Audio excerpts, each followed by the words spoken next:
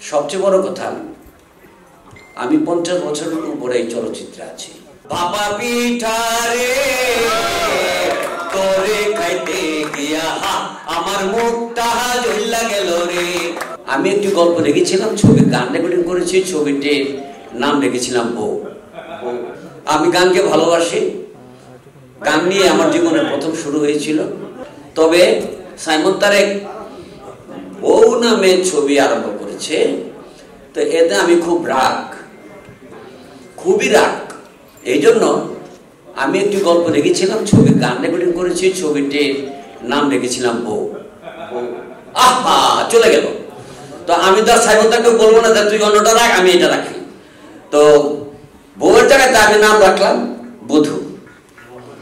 তো এই বধূ নামে শুরু করবো, সেখানে নিতে আমি চেষ্টা করব, আগেও বলেছিলাম। তো সবচেয়ে বড় কথা, আমি 50 বছরের উপরে এই চলচ্চিত্রে আছি, এমন আর দেখিনি। 10 জন মিলে চলচ্চিত্র নির্মাণে এসেছে, একের পর এক, 1 জন 2 জন 3 জন 4 জন 10 জন করবে। এটা আমি 50 বছরের মধ্যে পাইনি, এবং আমি নিজেও একটু লজ্জা পাচ্ছি যে এরকম একটা উদ্যোগ আমরা নিলাম না কেন। সাইমন নিয়েছে, সে তো আমাদেরই ছেলে, খুব খুশি হলাম।